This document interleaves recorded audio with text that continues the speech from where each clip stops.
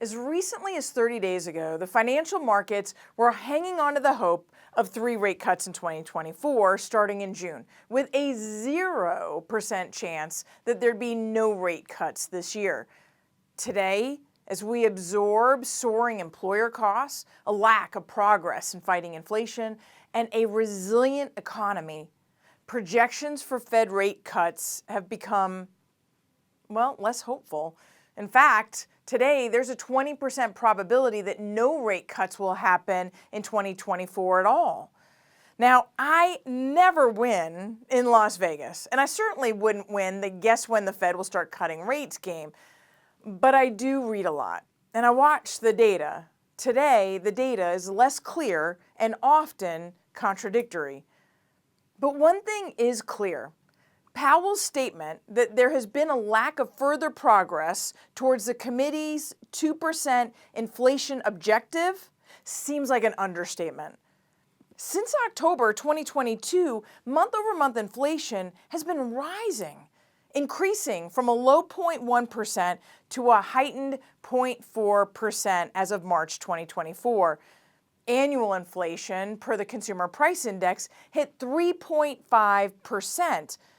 These increases were driven primarily by shelter and energy costs, with energy alone rising 1.1% after it increased 2.3% in February, while shelter costs were higher by 0.4% for the month and up 5.7% from a year ago.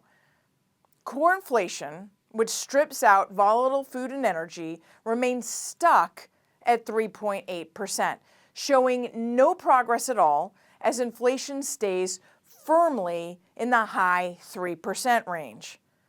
If we consider the Fed's preferred measure of inflation, the just-released Personal Consumption Expenditures Index, inflation shows few signs of letting up. Month-over-month, core and headline were both up 0.3%, with the annual core PCE stuck at 2.8%. There are reporters who will highlight that this is in the twos, but the lack of progress is significant. The biggest uphill battle in the fight against inflation is labor. Twice as many jobs were created last month than expected, with the lowest level of initial jobless claims, those people filing for unemployment, that we've had in 9 weeks. And we also saw a spike in the employment cost index, fueled by accelerating wage growth. Yet, contra data, per the JOLTS report, shows job openings fell to a 3-year low, with quits dropping to their lowest level since 2018. That implies a softening job market. Well, ultimately, strong job security and wage growth supports strong consumer spending. It was up 0.8% last month, which puts upward pressure on prices and the need for higher wages. Now that the pandemic supply chain has been resolved, this wage spiral will be the sludge in reducing inflation. By reducing the Fed rate too early, Powell risks creating even more demand, thereby further increasing inflation. So if Powell's 3 rate cuts are slowly fading, is it just a wait-and-see game? Well, yes and no. Another tool that the Fed has is quantitative easing and tightening. Made popular by Fed Chair Bernanke in 2008, quantitative easing is the Fed's large-scale asset purchase of long-term treasuries and mortgage-backed securities. Massive buying of these longer-term securities not only infuses liquidity into the market, but it also reduces supply, driving up bond prices, which we know lowers yields or interest rates. This is basic supply and demand economics. You are going to start hearing more and more about quantitative tightening in the news, and I want you to be ready to know what it does and what it means for your clients. Powell used quantitative easing 3 times during the pandemic, flooding the market with liquidity and dropping the long-term interest rates to historic lows. also driving the Fed's balance sheet up to almost $9 trillion. Since June of 2022, the Fed has been working to slow the economy by unwinding their massive amount of bond holdings through something called quantitative tightening. Rather than actively selling bonds to the market, the Fed takes a more passive approach when tightening, allowing a predetermined amount of bonds to roll off its balance sheet as they mature. By simply not repurchasing, they are effectively allowing more supply to remain in the market, driving down bond prices and increasing yields or interest rates.